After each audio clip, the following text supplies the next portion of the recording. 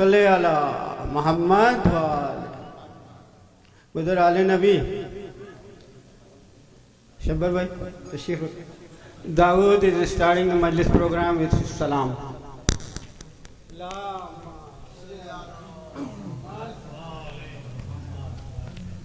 مر محمد وآل محمد صلوات.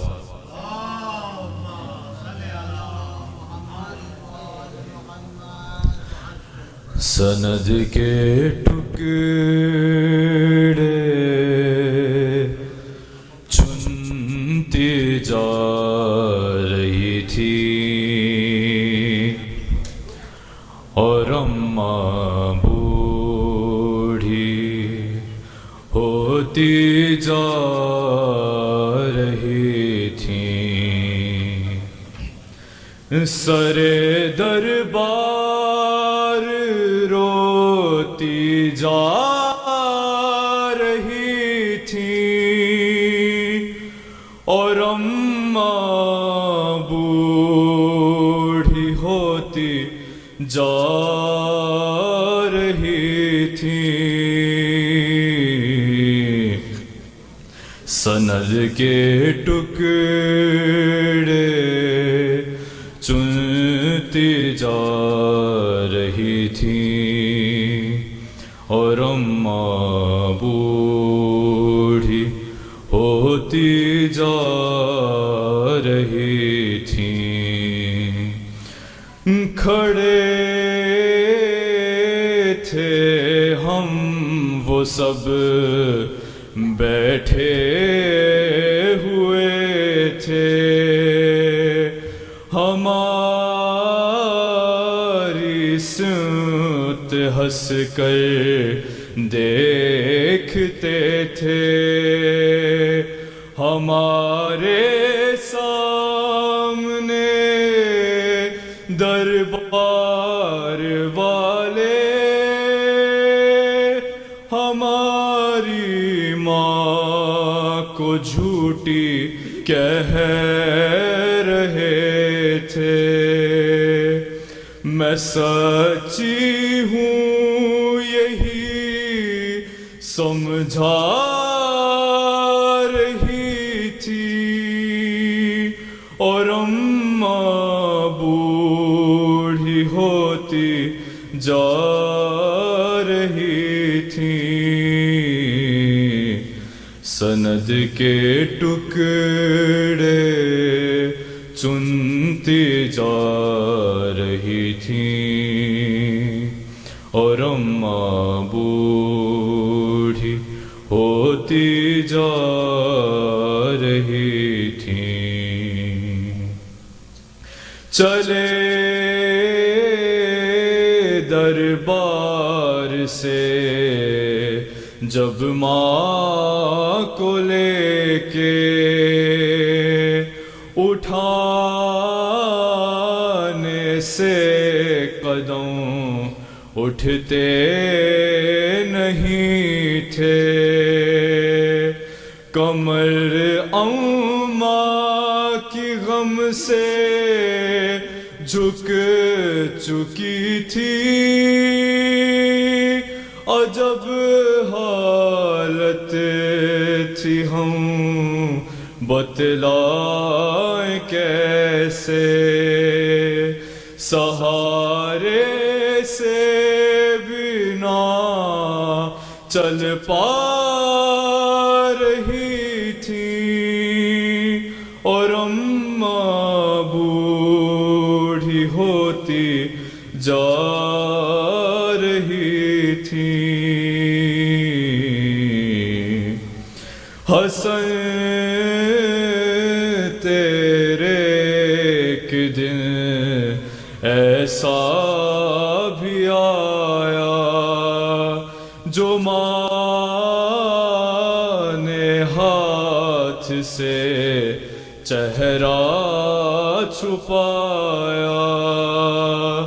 وہ کنفذ اور وہ رستے کا منظر حسن نے کیسے زینب کو بتایا. तमाचे पे तमाचे खा रही थी और अम्मा बूढ़ी होती जा रही थी। न जाने किस तरह पैदल चली हैं, कभी जो सांस ली तो रो पड़ी हैं। शिकस्ता हो चुका है पहलू माँ का और उनकी पसलियाँ टूटी हुई हैं। मुझे मोहसिन का गम बतला रही थी और अम्मा बूढ़ी होती जा रही थी।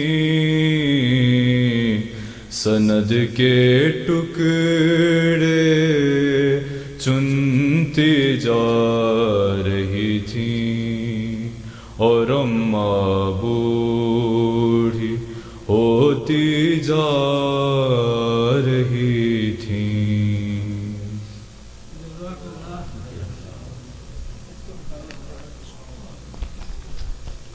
दाऊद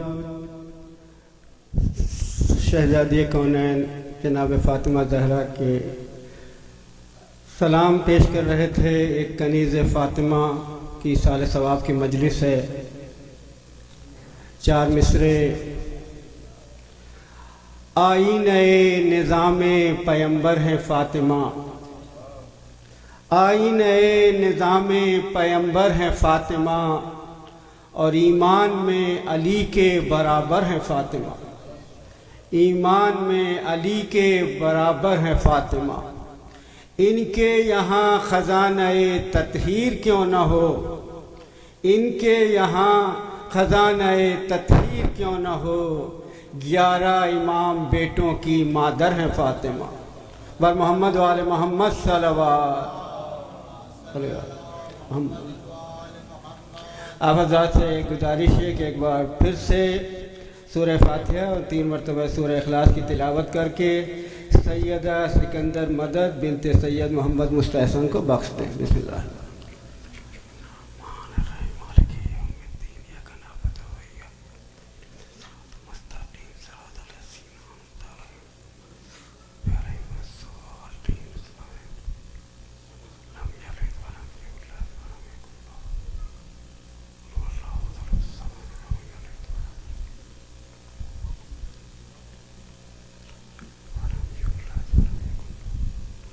अल्लाहुम्मा सल्ली अला मोहम्मद सज्जाद शेख जलील को बुला लो। 4 मिसरे और समाअत फरमाइए। जब ज़िक्र फ़ातिमा हो जाता है तो किस तरह से नूर की महफिल हो जाती है। मजलिस में नूर सैयदा शामिल हो चुका है। किसकी आमद से उजागर वक्त की तकदीर है, किसकी आमद से उजागर वक्त की तकदीर है। जिस तरफ देखो उधर तनवीर ही तनवीर है, जिस तरफ देखो उधर तनवीर ही तनवीर है। और मेरी शहजादी की ये पेशे खुदा तौकीर है। इनकी मिदहत का कसीदा आये तत्हीर है, आये तत्हीर है। पर मोहम्मद वाले मोहम्मद सल्लल्लाहु अलैहि Mohammad. This time I would like to request Maulana Sheikh Jalil to take the member for the majlis. For Muhammad wa ala Muhammad salawat. Those brothers who are still outside, please come inside. Sheikh is taking the member.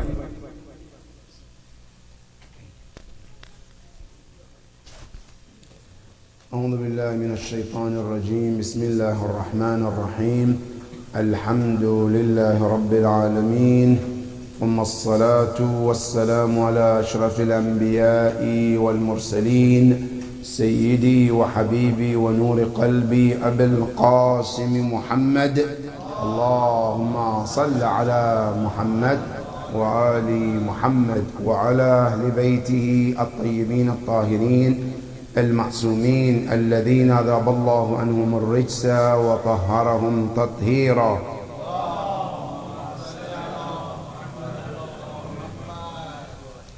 There's a request of Surah Al-Fatiha for Dr. Sayyida Skandar Madad, daughter of Sayyid Muhammad Mustahsan, and Dr. Sayyid Skandar Madad, son of Sayyid Yawar Madad. May Allah be pleased with their soul. Surah Al-Mubarakat Al-Fatiha. Bismillah.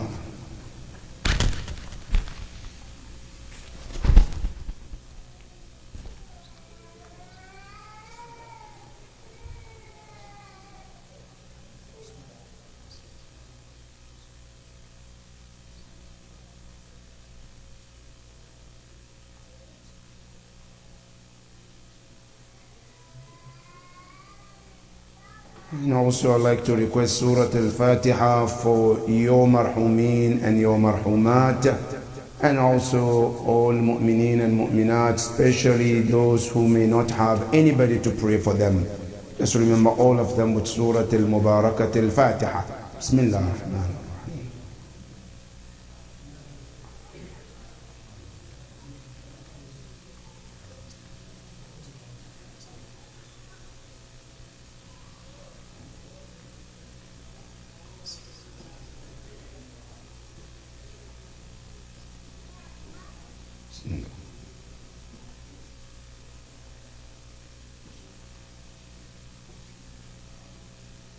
صلوا على محمد وآل محمد. اللهم قال الله العلي العظيم في كتابه الكريم بسم الله الرحمن الرحيم ووصى بها إبراهيم وبنيه ويعقوب يا بني إن الله اصطفى لكم الدين فلا تموتن إلا وأنتم مسلمون. صدق الله العلي العظيم. الله.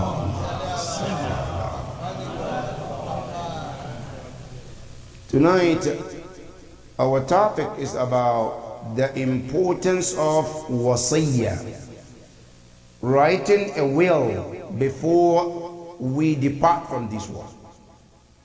Now there is one of the misconceptions which runs in our mind for the most part as a Muslims, that many often when we talk about remembering death, we think the more you think about death, the sooner you're going to die. That's misconception.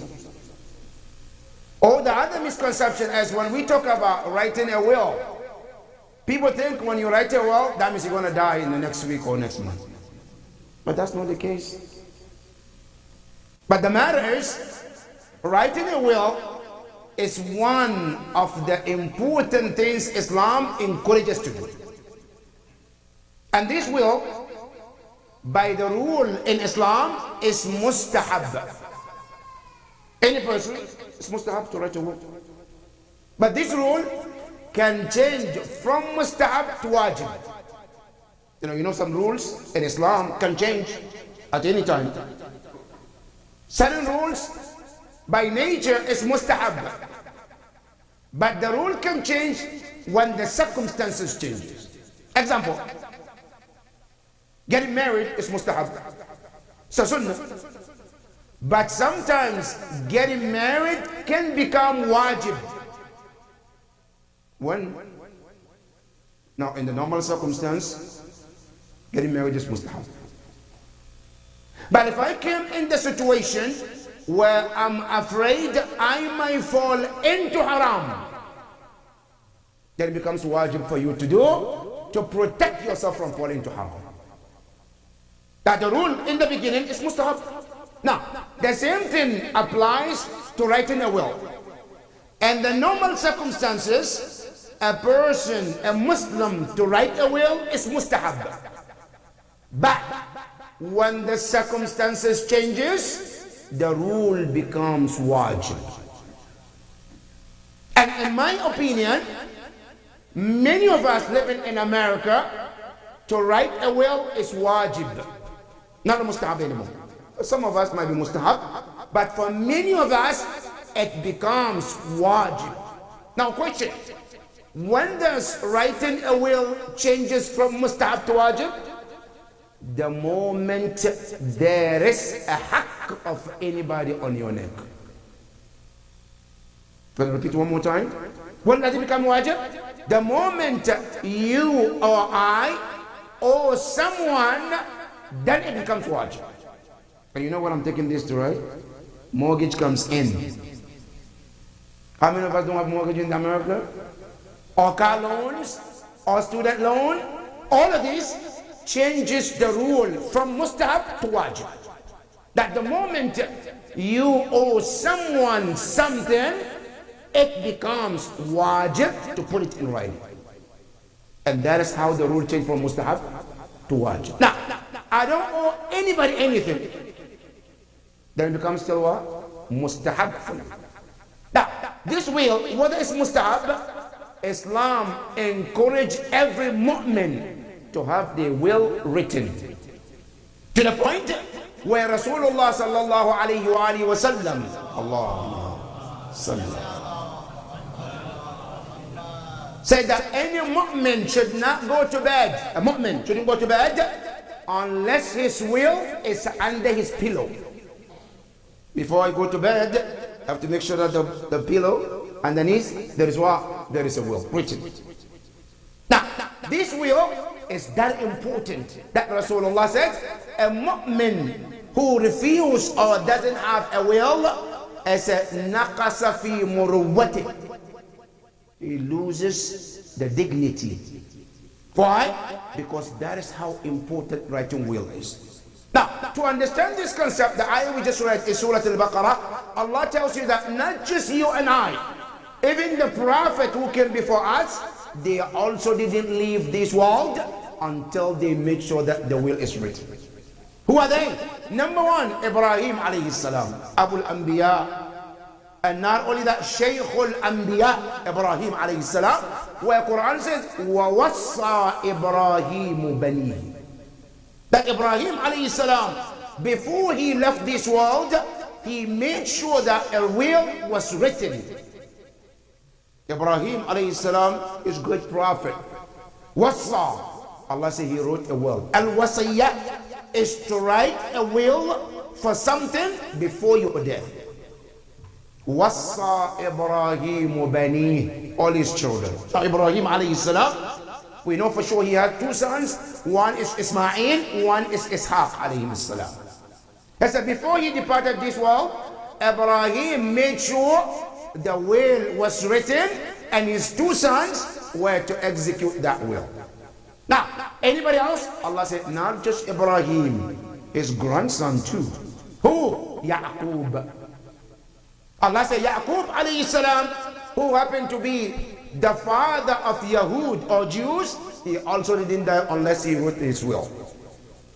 And Quran says they both reminded their children, Ya baniya, inna Allah astafa lakum ad-din. To my children, remember one thing that Allah have honored you with. What is it? Allah had honored you by choosing this special religion to you. And this is called al-wasiyya fi ad-din, because a will is two parts. One is called al-wasiyya fi ad-din, and the other one is called al-wasiyya fi al-mal.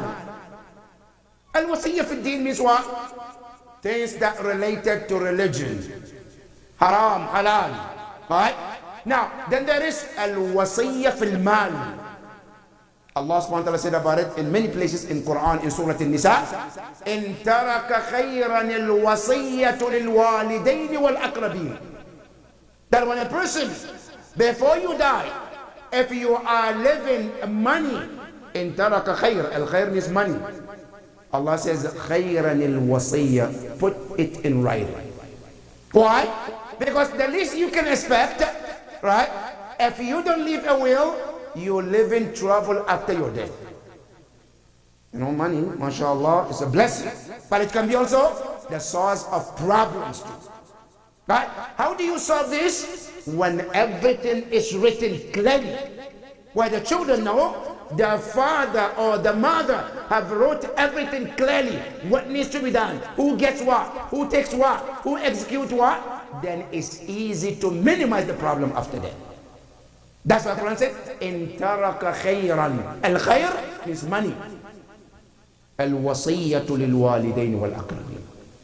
And that's called al wasiyya fil mal. Now, al wasiyya fil deen mean what? In religion. Let's start with the wasiyya fil deen. Now, this wasiyya fil deen, many often we neglect it. But it's a blessing that Islam has come up with this wasiyya fil deen. What does it mean, wasiyya fil deen? Is to write how you want things to be done in your death. What does it mean? You know, Islam is so beautiful that Islam tells you that before I die, before we die, there are many things need to be done. But you get to choose who to do it for you. How? Number one, you know, when we are in that moment called Sakarat al-Maut, at that time we cannot decide for ourselves. Many things happen at that point. Now, at that point, what do you want to be done for you? Islam tells you things can be done for you. What? For example, at that moment, the first important thing is called talqeen. You know, many of the time we think talqeen is after death. Alright? And we forget that talqeen starts where? At the time of Sakarat al-Maut. So for that matter, there are 3 talqeens in Islam. One at the time of death, one after death, one after burial. 3 talqeens. Now, who do I want to do talqeen before I die? That's my choice to choose who I want to do that. That is the first one. Number 2, there are certain rules at that time of Sakarat which is recommended to be done. Who do I want to do it for me? Example, facing me towards the Qibla. That's my right. Who do I want to face me towards the Qibla? In that process of death. That's number 2. Number 3, who do I want to lead my janazah?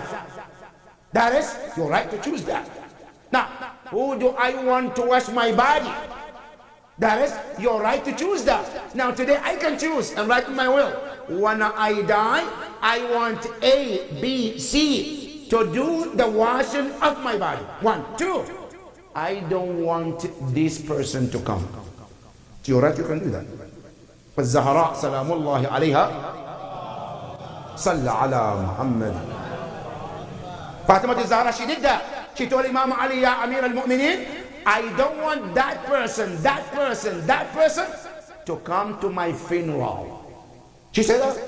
And Imam Ali honored that. Because that is her right. She can make that decision. Who do you want to come and who you don't want to come? That's your right. Now, if you don't write of what you want, then anybody can come. In many cases, people you may not even want them to touch your body, they will be the one to even carry and do everything for you. But then who to be blamed? It's me, because I didn't write that in my book. And that's why al-wasiyya fi deen is important. Now, not only for ghusl, who do I want to lead my janazah, my salatul janazah? Who do I want to pray? I can choose that. I want this person to read. I don't want that person to read my salatul janazah. That's your choice to make that at the time that you're alive. Now, not only that, after my ghusl, after my salat, who do I want to carry my body and put me in the grave? I can choose that as a person.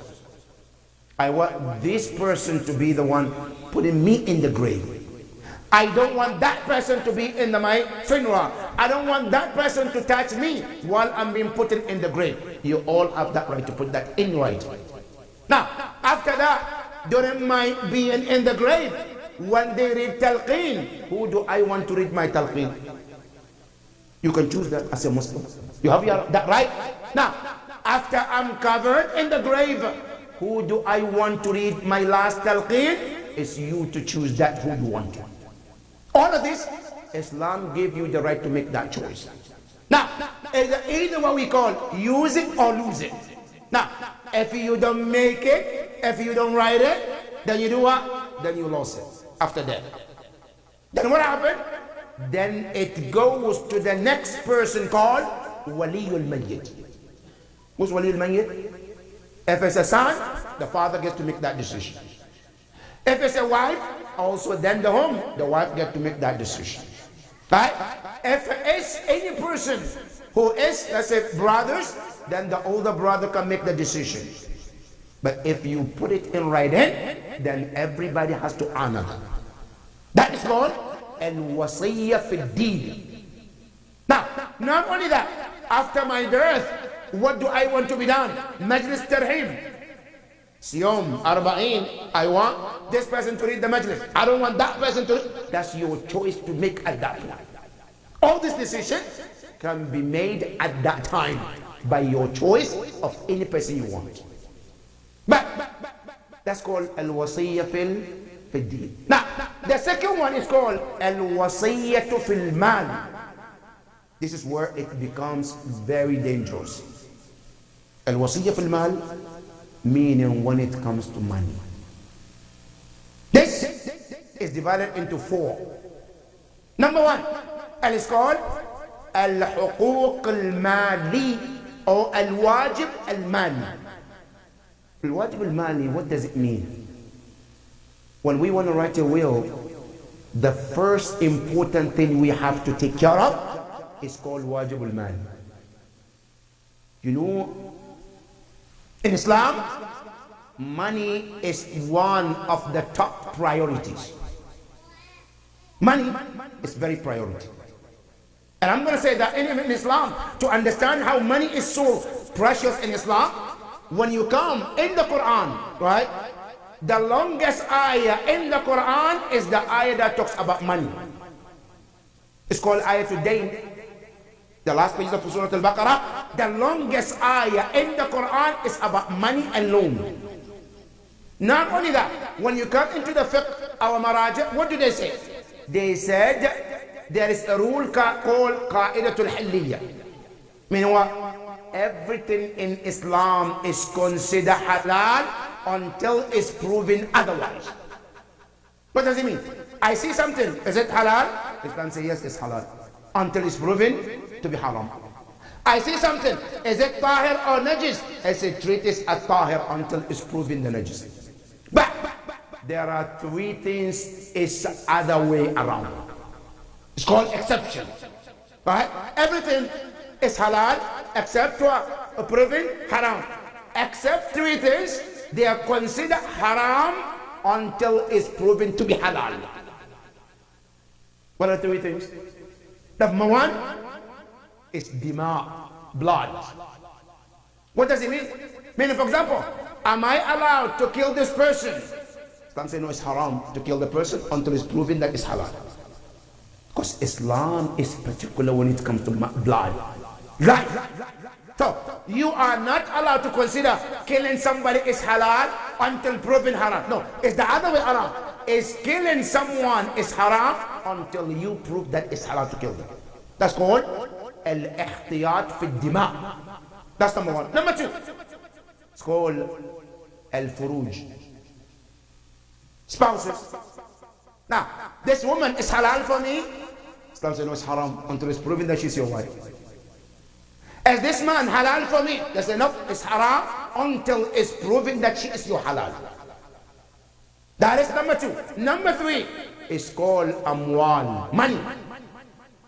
I see money, halal money, can I take it? Islam says no, it's haram until it's proven that it's halal for you.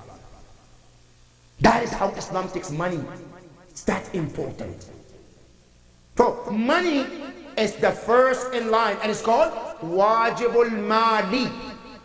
Anything related to money must be put in the will as the first in line. What does it mean? This money, wajib al-mali, is divided into two. One is called haqqullah. Haqqullah means what? Al-khums I have not paid. I have to make sure that I wrote that in the will. First in line. That's number one. Number two, zakat I own. A zakat was wajib on me at some point. I haven't paid. It must be put in writing. And this is important, that nothing can be given to anyone unless those amwal is taken care of first. Now, not only that, what if we pay the zakat and khums and nothing for the children? They say that's how it's supposed to be. Even if the children will be left with nothing, haqqullah must be taken care of. That is haqqullah. So the first is huququllah, al-mali, anything. For example, khums, zakat, nadr. I vow to Allah to do something. Say, Ya Allah, if you help me to get a job, I will give $1,000 sadaqah, for example. Right? I got the job, but I will pay the money. Right? That is also haqqullah that must be taken from the first. That is called haqqullah. That's number one. Number two, and it's called huququl ibad. Huququl ibad, I owe somebody. Someone, credit card, right? Oh, we all have credit card bills. I took a credit card and I owe $1,000 on that card. I have to write in my will, I owe such company this amount of money, and those company also, in case I die before paying them, I have to make sure that whatever I have should be paid in that money. That is huquq al-ibad. Not only that, huquq al-mal, I took money, loan from a person, $1, $2, I have to make sure that that money is returned back to the person. That's called huquq al-ibad al-mali. Money comes first. That has to be written and clearly. Now, even huquq al-ibad, even if let's say we pay that to the person, it wouldn't be left anything for the children, so be it. That comes first. That is number one, and it's called al-wajib al-mali. Number two, it's called al-wajib al-mali wal-badani. Al-wajib al-mali wal-badani, it's a wajib that I have upon me, and it involves two things. One, money spent, and the body also is involved as well. What does it mean, wajib al-mali and badani? The best example of wajib al-mali and badani is Hajj.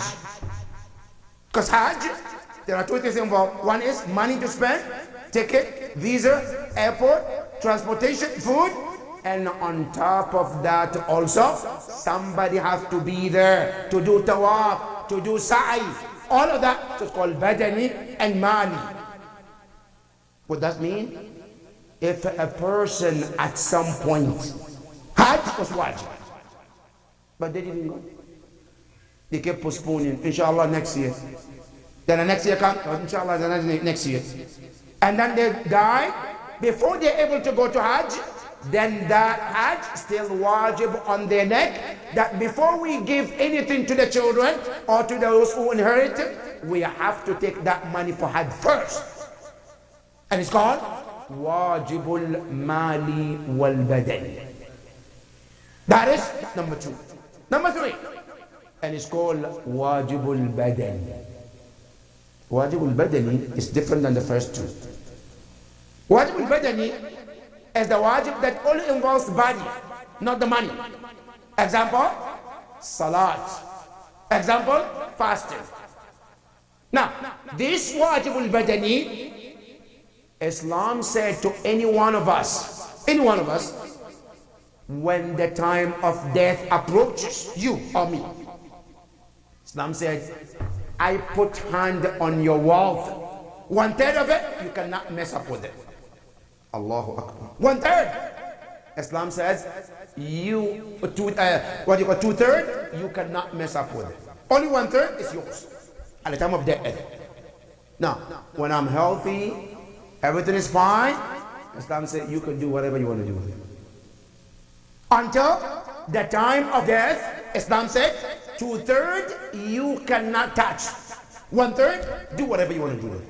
Now, within that 1/3, if a person is smart, if a person is smart, you say, okay, let me take advantage of 1/3 that I have.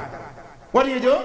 In that 1/3, you can tell your children, within my 1/3, I want you to hire someone to pray my salat that I missed. And it's called Salatul Ijar. Or fasting I missed, I can use from 1/3 to tell my children to hire somebody to do it on my behalf.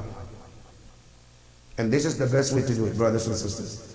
Many of us say, okay, it's watchable for my older son. All right, yes. But what guarantee do you have that he's going to do it for you? What guarantee do you have? Okay, if you have guarantee, yes. But if you don't have guarantee, the best way to secure your barzakh is for you yourself from 1/3, write it, from my 1/3, I want this amount allocated for somebody to pray my salat that I missed. I missed such amount of fasting. I want from this 1/3 somebody to be hired to pay that. That is called al-wajibul badali. Now, if you don't, the children, they have two options. One option, they can say, okay, we will take from 1/3 to give to them somebody to pray on behalf of our Father. Right? But even this, how much guarantee do you have? Let me share with you a story which happened in Nigeria, in Africa. A man was very wealthy, very wealthy. He died suddenly. He died on heart attack, died. Everything was on sudden. Nobody was expecting it. And he had 4 or 5 sons. After his death, they started fighting each other. Who's going to get this car? Who's going to get that sheep? Who's going to get this? They started fighting. The fight ended up going to the court. When they went to the court was involved to see how much property he left, how much money he left, and then they'll see how to divide it equally, so there's no fight among the children. While the court was in session, the friend of the father came into the court. And he said, look, this deceased is my friend. We work together, business partners. But before he died, I gave him amount of money for business that you're going to take it, it's going to give me back. But then he died before this. The court said, okay, but do you have anything in writing? He said, no. Was there anybody heard you and him talking about this? He said, no. Then the judge said, I'm sorry, I can't guarantee you that. Because the only way I can do that if you have it in writing. Then that's a proof. Oh no, somebody heard it. You have a witness. That's fine. But no witness, no paper. And you're telling me you gave him money and the money is a large sum too. How can I guarantee that? I can't. Then the man said to the judge, okay, why didn't you ask the children? Maybe they know me and they know I've been doing business with their father for so long. So maybe the children will understand to give me my money. Then the judge said, okay, I'll talk to them. If they offer, I'll guarantee you that. They got all the children, the 5 of them, said, look, do you know this man? So of course, yes, it's our father's friend. Come to home every time. We know he's a business friend. They were working together all these years. Okay. He claimed your father took money from him, this millions and millions of this money, and he want the money back. So, are you willing to allow me as a judge to grant him that money? What do you think they're going to say? Of course, no. Now, they all said, yes, he's our father's friend. They all agreed he was making business with them. Yes, they all agreed that. But they are not willing to give that money to them, to somebody. But now it's their money. They want it in their pocket. Right? So the judge said, I'm going to ask you one by one. Right? If all of you say no, then that's it. Sorry, I can't grant you. Your money is at loss. You ask the first one, are you willing to give the money? He said, no. The second one, no. The third one, no. The fourth one, no. The fifth one. He said, yes. He said, you willing to give that money to him? Said, yes. I know him, my father's friend. And I know he has been doing business with my father for years since we were children. And I know he wouldn't lie to take money from my dad. He said, okay. But they say, all of these four said no. So what are we going to do? The all four said, look, if he said no, then you have to give his portion to him, not our portion. The boy said, I agree. When they make the calculation, his portion will be more, everything he will get will go to that man. Are you willing to do that? He said, yes, I'm willing to do that. To give everything that you're going to get from your father, you give him to his friend because your father took the loan? He said, yes, I'm giving everything. He said, okay. The court wrote everything that his portion is going to go to that man. And the other four, they'll get their portion separate. The court settled everything. Before they leave, everybody leave, a man took his son up and said, look, Judge, I have something to say. See, what is it? Yes. Who are you? He said, I'm also a business partner of these three people. The deceased and this man and myself. We're three. Said, do you owe the deceased son? He said, no, I don't owe him anything. And he doesn't owe me anything either. But I came to the court as a witness to see what has happened. I said, okay. Now what do you want to say? He says, I am amazed by this son. I said, what do you mean you're amazed by the son? He said, I'm amazed the decision he made to take his money to give it to his father's owner, the one who owns his father. I said, okay. So what do you mean? I said, yes, what I mean is, I am really appreciative to him and I want to honor him something. So what is it? I said, whatever he gave to the man, I want to give him triple of that. Why? To encourage such children to stand after their father to do the right thing. And I want you, George, to witness that what I said right now. I want you to write triple of what he gave. I'm giving it from my wealth as a gift because he did the right thing to pay for his father's debt. And the court was filled with the silence. Because this son was the only one to do the right thing by his father. And remember, this money, they didn't work for it. It's for their father. But they are not willing to give it for their father. Now the point I'm bringing this story is to let us understand that if you think after you die, your children will do the right thing, then good luck with that. If you think your children, mashallah, because you're alive, they will do the right thing, may Allah bless them. But the best thing to do is what? Put everything you want into writing how you want it while you're still alive. That is to secure your own barzakh while you're gone. And that is what's called al-wajibul badani. If there's any missing salat, make sure that you authorize somebody to do it. You allocate the money for that person to do it. That is called al-wajibul badani. That's number 3. Number 4, and it's called al-hiba al-amma. Al-hiba al-amma means what? General things you want to do. General things. Example, I want from my wealth to build Sadaqah Jariyah, a masjid somewhere. I want to build a water fountain somewhere. I want to build Husseiniya somewhere. I want to build Imam Barga somewhere. I have to allocate that money for that project, and I'm allowed to give it as I wish. That's called Hiba al-Amma. Now, not only that, and Hiba al-Amma can also be within my own children. I want to give one child more than what he deserves from the Islamic point of view. Can I do that? Yes, you can. How? From my 1/3, I can allocate more to a daughter or son or 2 or more if I want to. Now, not only that, from 1/3, I want to give to any person, a friend, a brother, a father, anybody, I want to give more, Islam allows you to do that. And it's called al-hiba al-amma, general gift that you want to give to anybody you want. This is what we call al-wasiyya fil mal. Now, after you write, Islam says there is something called al-musala. Who to execute that? You have to pick that person too. And some scholars, they recommended two people. Two people to be the one to execute that will.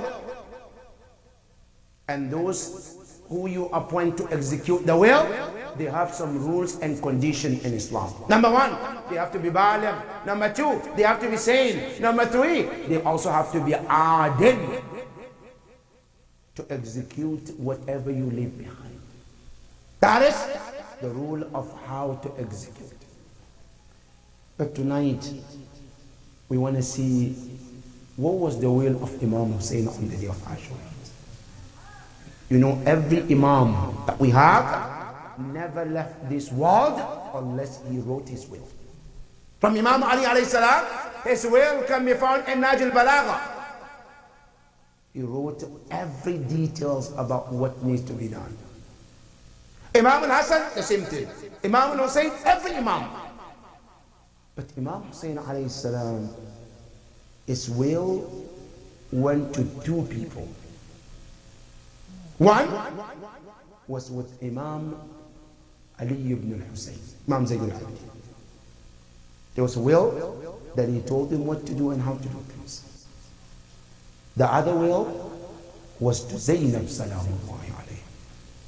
And tonight, I just want to emphasize the Zaynab part.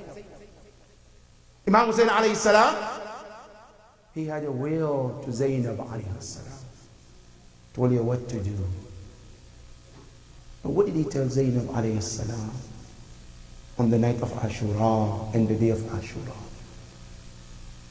Zaynab alayhi salam, from the night of Ashura, she heard Imam Hussein was mourning for himself. The night of Ashura, before the day of Ashura, Imam Hussein was sitting crying, talking about what's going to happen on the day of Ashura. Zaynab alayhi salam, she came to him. She said, Ya akhi, araka tan'a nafsak. I can see that you're mourning yourself. What happened? And Imam Hussein alayhi salam, that is when he sat Zaynab alayhi salam. And he started to tell her his will. Say, Ya Zaynab, I'm crying not for me and my martyrdom. I'm crying لطول وقوفك غدا, for your long stand tomorrow. What does he mean long stand? You and I cannot even imagine. After the martyrdom of Hussein, you know how much they put them under the sun while they were dividing the heads of Shuhada, and then after that had them to walk from Karbala to Kufa. Then after that, taking them in the sun from Kufa all the way to Sham. Zaynab alayhi salam, I said, I'm crying for that long stand that you're going to go through. Not only that, I said, Zaynab alayhi salam, I said, after my martyrdom, there won't be any man to stand next to you, Ya Zaynab. Zaynab, you have to be the voice of man. Zaynab, there will be so much you two have to handle it on your own after my martyrdom. So not only that, Zaynab, there was more I want you to do. What is it? I say, Ya Zaynab, I want you to take care of those orphans. Who are those orphans? I say, Sakina. Those children, because Imam Zayn al-Abidin salamullah alayh wouldn't have that enough strength to take care of what needs to be taken care of on that day. So what? All that responsibility will fall on your shoulder, Ya Zaynab salamullah alayk. Ya Zaynab, you take care of those children. Ya Zaynab, what else? I said, Zaynab alayhi salam, I want you to do things also for me. What is it? I said, when you do Salat al-Layl, remember Hussein in your 40 mu'mineen. Allahu Akbar.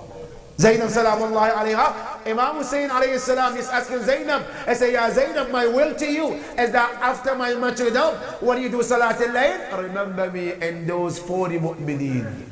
Allahu Akbar. What else? Zainab, not only that. He says, Zainab, I want you to remember one thing. What is it? He said, I want you to remember our mother and what she went through. And that will help to calm you down for every tragedy that you're going to encounter. Because Zainab salamullahi alayha, she is what we call Ummul Masa'ib, the mother of all tragedies. She went through so much.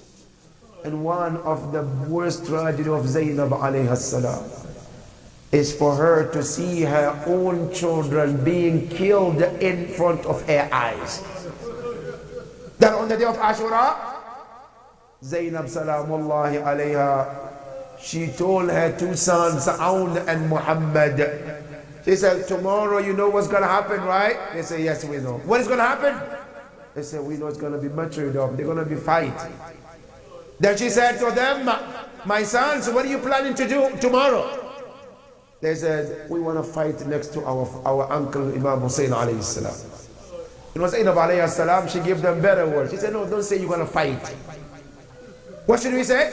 They said, say you want to brighten your mother's face in front of your grandma Zahra alayhi salam.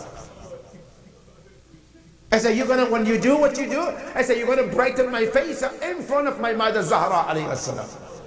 And on the day of Ashura, all those men went to the battlefield, one after the other. All the shuhada was brought to the tent. Zainab will look and she doesn't see Aoun and Muhammad. She looked out the side and she saw them sitting there. She called them, why are you still here? They said, because our uncle Hussein wouldn't allow us to go to the battlefield. She ran to Imam Hussein, Ya Aba Abdullah, why are you not allowing my sons to go to the battlefield? Then Imam Hussein alayhi salam, Ya Zainab, when I look at them, they remind me about their father. And they're so young that I don't think they deserve to go and get killed in this battlefield. Whenever I look at Aoun and Muhammad, they remind me about their father. So please let them stay. Zainab alayhi salam, she said, Ya Aba Abdullah, you gave Ali al-Asghar, who is an infant, and you are not allowing my sons to go to the battlefield. La wallah, Ya Aba Abdullah, I want them to go and brighten my face in front of our mother Zahra. Imam Hussein alayhi salam finally allowed them. Abu al-Fadl Abbas was the one who taught them how to fight in the techniques of the battlefield. They were able to get to the battlefield and fought and fought and fought. Finally, Aoun and Muhammad were overpowered. As they were falling, guess who they call? They call their uncle Aba Abdullah. Assalamu alayka ya Amma. Peace be upon you, our uncle. Imam Hussein alayhi salam rushed towards them.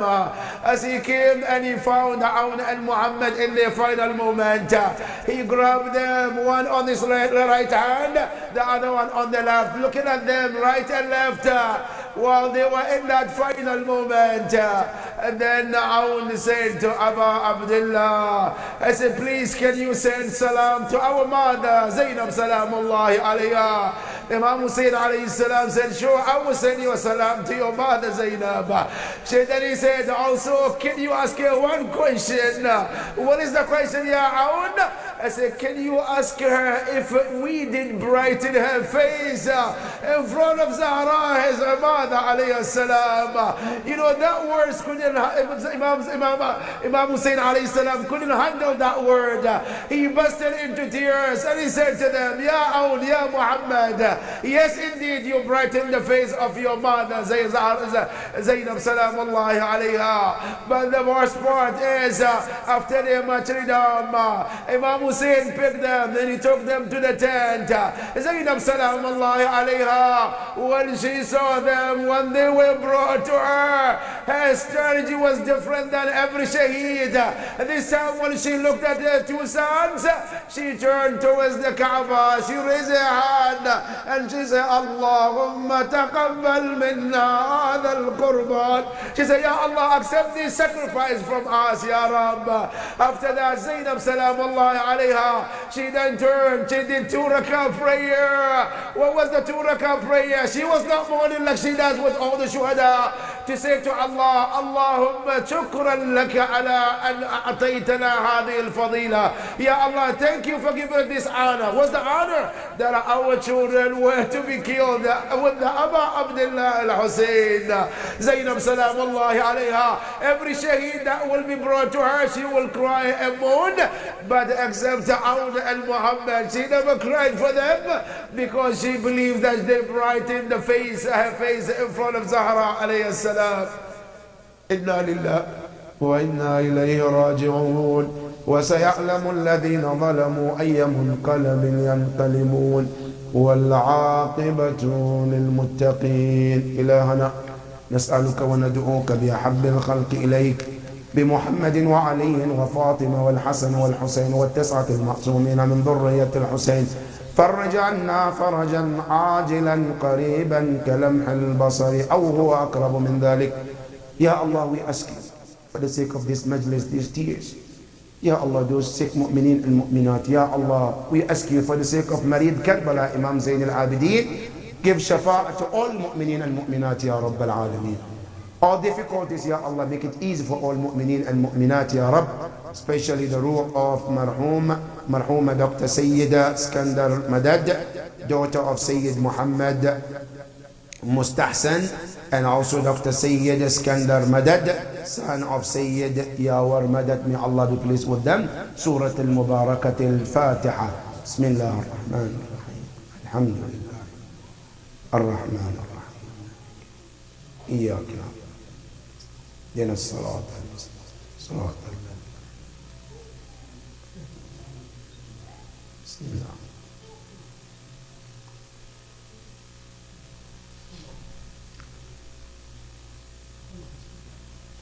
يا حسين حسين حسين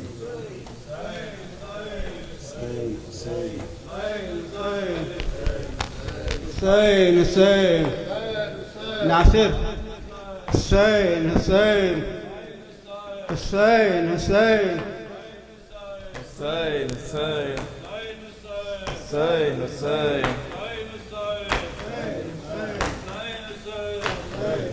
sir से चादर भी गई, घर भी लुटा ज़ैनब का। Sir से चादर भी गई, घर भी लुटा ज़ैनब का। बच गया दीन मगर, बच गया दीन मगर, कुछ ना बचा ज़ैनब का। सर से चादर भी गई, घर भी लुटा ज़ैनब का। सर से चादर भी गई, घर भी लुटा ज़ैनब का। बच गया दीन मगर, बच गया दीन मगर, कुछ ना बचा ज़ैनब का। सर से चादर भी गई, घर भी लुटा ज़ैनब का। सर से चादर भी गई, घर भी लुटा ज़ैनब का। उसके दी के लिए जब उसने रिदा भी दे दी, उसके दी के उसने रिदा भी दे दी। देखता रह गया, देखता रह गया ज़ैनब को खुदा ज़ैनब का। सर से चादर भी गई, گھر بھی لٹا زینب کا، سر سے چادر بھی گئی، گھر بھی لٹا زینب کا۔ اس کے دی کے لیے جب اس نے ردا بھی دے دی، اس کے دی کے لیے جب اس نے ردا بھی دے دی، دیکھتا رہ گیا، دیکھتا رہ گیا زینب کو خدا زینب کا، سر سے چادر بھی گئی، گھر بھی لٹا زینب کا، سر سے چادر بھی گئی، گھر بھی لٹا زینب کا۔ بچ گیا دین مگر، بچ گیا دین مگر کچھ نہ بچا زینب کا، سر سے چادر بھی گئی، گھر بھی لٹا زینب کا۔ لڑکھڑاتے ہوئے دینے بھی سنبھلنے کے لیے، لڑکھڑاتے ہوئے دینے بھی سنبھلنے کے لیے، بازو رسی سے بندھا، بازو رسی سے بندھا، تھام لیا زینب کا، سر سے چادر بھی گئی، گھر بھی لٹا زینب کا، سر سے چادر بھی گئی، گھر بھی لٹا زینب کا۔ پوچھا سجاد سے صغرا نے یہ تنہائی میں، پوچھا سجاد سے صغرا نے یہ تنہائی میں، شام تک بھائی سفر، شام تک بھائی سفر کیسے کٹا زینب کا، سر سے چادر بھی گئی، گھر بھی لٹا زینب کا۔ بچ گیا دین مگر، بچ گیا دین مگر کچھ نہ بچا زینب کا، سر سے چادر بھی گئی، روز بس بس کے اجڑتی ہوئی دنیا کی قسم، روز بس بس کے اجڑتی ہوئی دنیا کی قسم، ہائے اجڑا ہوا گھر، ہائے اجڑا ہوا گھر پھر نہ بسا زینب کا، سر سے چادر بھی گئی، گھر بھی لٹا زینب کا، سر سے چادر بھی گئی، لٹا زینب کا، سر سے چادر بھی گئی، لٹا زینب کا۔ زیارت والد صاحب آئے۔